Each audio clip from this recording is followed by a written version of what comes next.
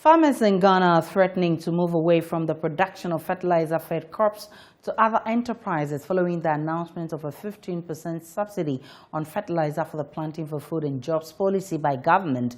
This will now mean that farmers will pay 85% of the cost of fertilizer for the 2022 farming season, increasing their cost of production. Executive Director of the Peasant Farmers Association of Ghana, Dr. Charles Nyaba, tells Joy News this move by the Ministry of Agriculture will worsen the predicament of farmers, which can potentially lead to food insecurity in the country.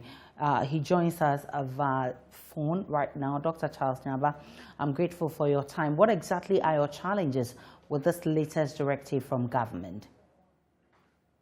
Okay, thank you very much. Let me say good morning to you and everybody who's listening to you. You know, our situations are diverse in terms of what we face to go into production. Cost of almost every input for production is gone up. And then most of these inputs are imported: fertilizer, agrochemicals, farm machinery, and what have you. If you look at fertilizer alone, the cost constitutes about 70% of the total cost of production.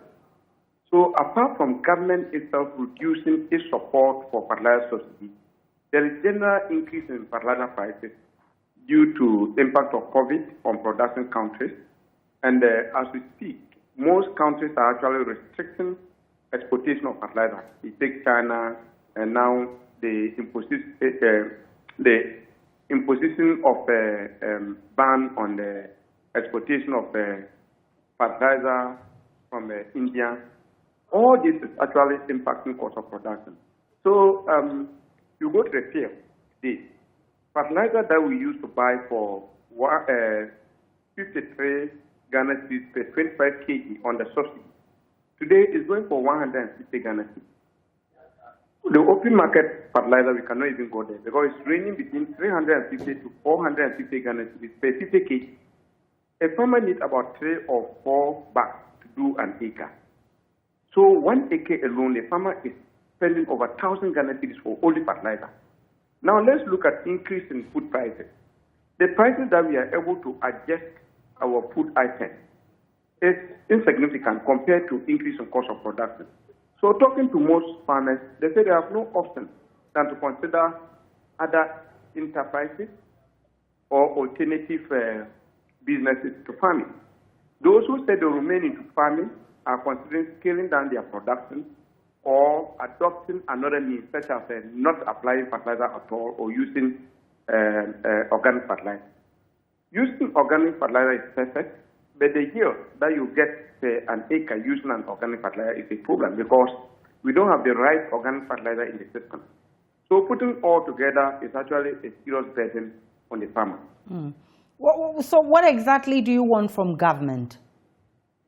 For us, we are thinking that government has little control over global fertilizer prices, so government cannot do much in that respect. But we think that speaking to fertilizer importers, their major challenge is that some of them have supplied fertilizer under the subsidy since 2020. And up to date, government hasn't paid them a peswa. For 2021, all the companies that we spoke to, government have not paid them a peswa. So we think that government, if government had paid them for them to have brought fertilizer into the country, the recent increase in the oil prices and depreciation of the cedi wouldn't have affected them. So to help reduce the worsening situation that we are expecting, government should quickly pay them what they owe them. That's one. Two, government should actually improve on the targeting. Previously, the implementation plan of the fertilizer distribution was that 30% of the fertilizer to go to women, and that 100% of the fertilizer under the subsidy to go to smallholder farmers.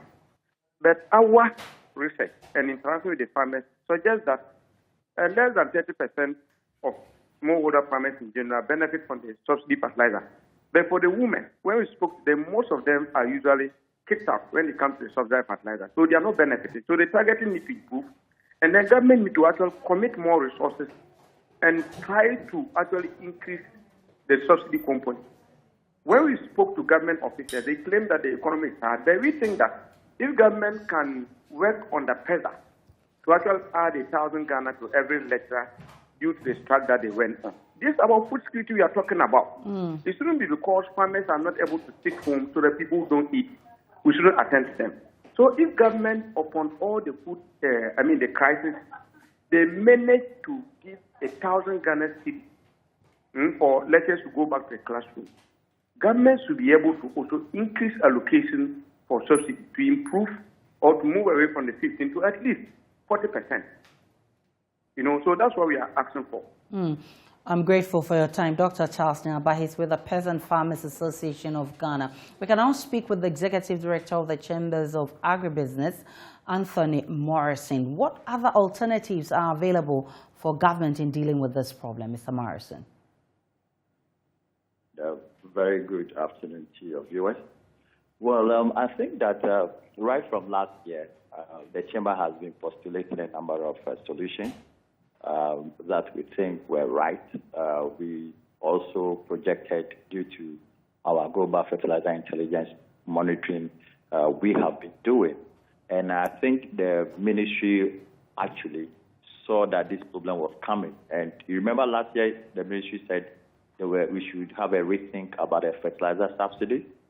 Now, going forward, we think that the whole issue is about government commitment. The whole issue is about policy alignment.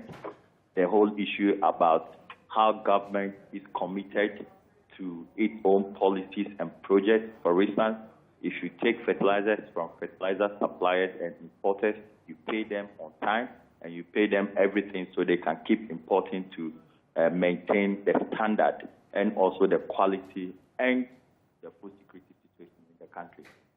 Now, we have seen in last year where government said they were setting up the development bank. Now, is it possible now to start going into the development bank approach? Now that we know they are not depository taking, they are not the tier 2 bank, so that we use some of these funds to set up our fertilizer or complete the fertilizer project that is ongoing at Aswabo Garden. Now, we need to do that as early as possible as a first intervention. 2, we now need to look at how we can strengthen our partnership with the likes of Morocco, Algeria, Togo, who have some depository of fertilizer or fertilizer additives or components, okay, phosphate and all that. Now, finally, we need to look at the local content in our agricultural productivity. And when I talk about local content, we're talking about the use of organic fertilizers. Can we now begin to deliberately enhance the policy for organic fertilizer penetration, or the biopesticides, or the biostimulants, or the boosters? This is the time we need to start looking at that, because you agree with me. I mean, if you go to the medical area, we have seen to a large extent how the local medicine have done. So these are 3 critical areas that government must focus on to deal with the challenge at hand. Yes. Exactly. Anthony Morrison, I'm grateful for your time. He's Director of the Chamber of Agribusiness.